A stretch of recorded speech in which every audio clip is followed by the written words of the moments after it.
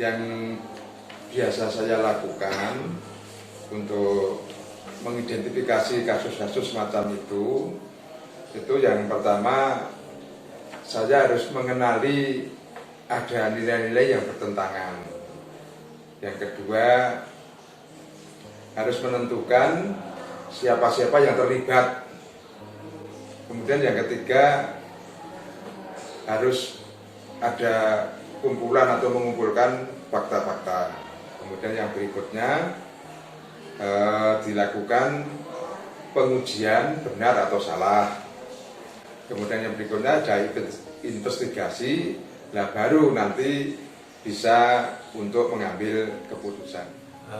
Sebenarnya hampir semua kasus ya Mbak itu akan melibatkan tentang dilema etika, juga dilema moral itu hampir semua kasus. Karena kan yang namanya kasus kan kita bisa lihat dari mana sisi kita untuk melihat kasus tersebut. Nah, kadang kasus itu kita harus melibatkan orang lain kan untuk menyelesaikan, dan kasus itu juga akan berhubungan dengan orang lain. Nah, sebagai kepala sekolah ini dengan guru mesti akan ada kepala sekolah dengan karyawan. Ya, di situ kan akan kita lihat ini sebenarnya masuk mana ya dilema etika atau dilema moralnya ya, dilema etika atau kejujuran moralnya. Kadang kita kira dengan hati, kalau udah hati itu berarti kan kejujuran moral kan itu. Tapi kalau etika itu bagaimana? Jadi kita harus seperti itu kan, gitu.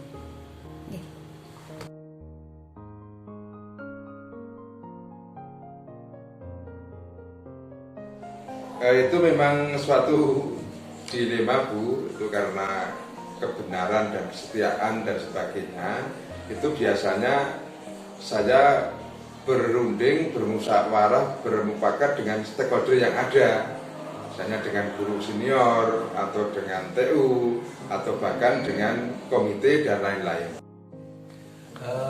Setiap ada permasalahan seperti itu, tentunya di situ saya harus istilahnya mengukur tingkat ini kebenarannya, kira-kira yang lebih benar yang mana gitu. Jadi memang semua sama benar, tapi kita harus mengambil kalau itu diputuskan, risiko yang nanti akan muncul setelah keputusan itu lebih rendah yang mana, itu yang baru kita ambil, seperti itu. Itu langkah-langkah atau prosedur yang saya lakukan, yang pernah saya lakukan, maksudnya yang pertama itu biasanya identifikasi, itu pengenalan dulu. Kemudian menyimpulkan informasi dari berbagai informasi itu akan saya simpulkan. Kemudian cari solusi alternatif. Nah, dari solusi alternatif itu kita bisa mengambil tindakan. Untuk langkah-langkah penyelesaian masalah itu tentunya saya harus satu identifikasi ya. Kemudian yang kedua kita kaji, kemudian kita cari data ini benar apa enggak gitu. Jadi semua masalah yang masuk tidak langsung kita telan mentah-mentah, tapi kita kaji dalam-dalam, kemudian kita cari data-data, baru kami putuskan apakah ini posisi A atau posisi B. Itu tentunya adalah melalui proses, dan itu ya kalau memang butuh cepat ya harus segera cepat gitu, proses cepat. Makanya data itu selalu saya memiliki data-data yang memang kadang saya ngambil dari bapak ibu guru, ngambil dari anak yang mungkin tidak diketahui oleh bapak ibu guru, dari anak, tapi data itu ada, entah dalam bentuk file atau mungkin dalam bentuk yang lainnya gitu.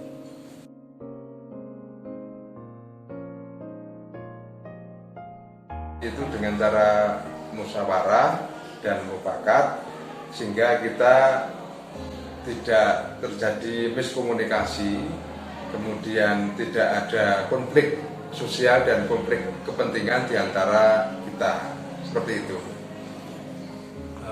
Untuk yang saya anggap itu efektif, itu tentunya dalam saya ambil keputusan selalu saya minta pendapat orang lain dulu.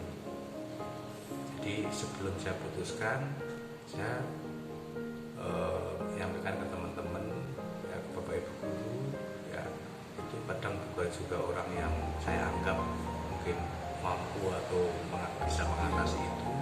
Nah, baru setelah itu saya melihat pendapat dia seperti itu, baru saya ambil yang pas seperti apa. Jadi tidak tentu apa yang didapat dari teman itu saya ambil, enggak.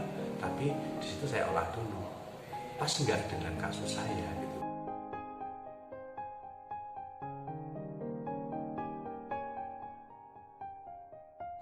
Banyak Bu, itu karena kita harus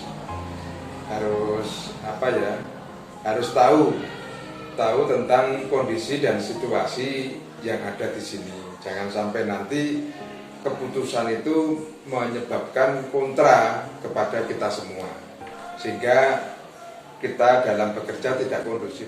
Untuk tantangan yaitu memang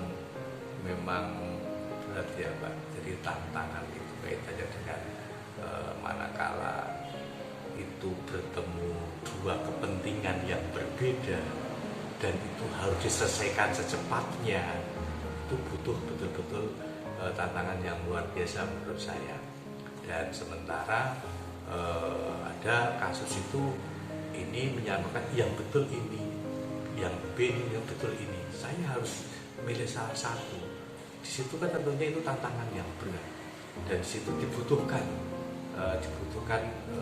apa ya, keputusan yang pas, yang di situ tentunya tidak ya diterima oleh kedua belah pihak gitu. Itu tantangan yang besar yang menurut saya ini sering saya alami seperti itu.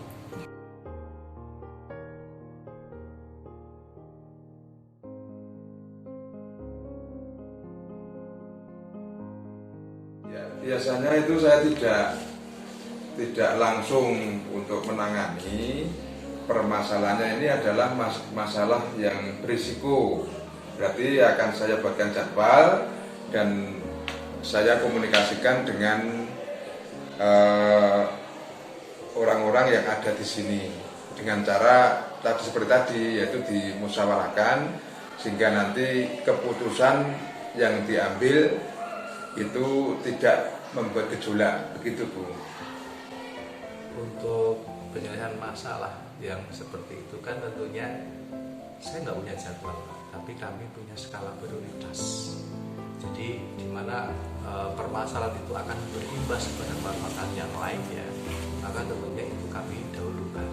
Nah, tapi manakala itu permasalahan yang dikira itu kok tidak begitu berimbas, mungkin akan saya nomor duakan gitu. Jadi kita menggunakan skala prioritas.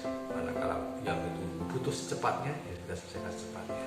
Kalau kita akan jadwal lagi, sana nunggu minggu depan berarti pada permasalahan itu akan berlanjut, akan menjadi lebih besar nantinya. Gitu kan.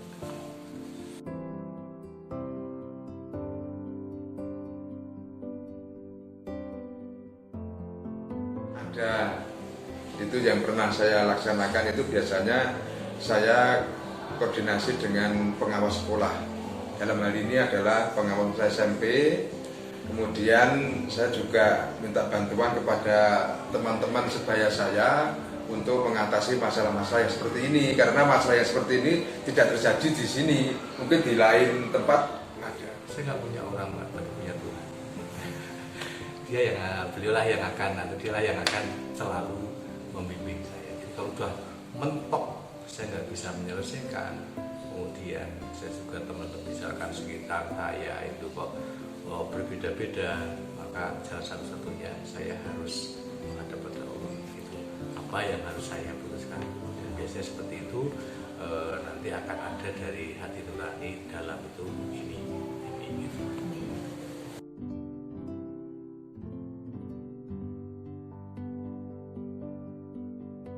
Ya, itu yang bisa saya rasakan, yang bisa saya ambil.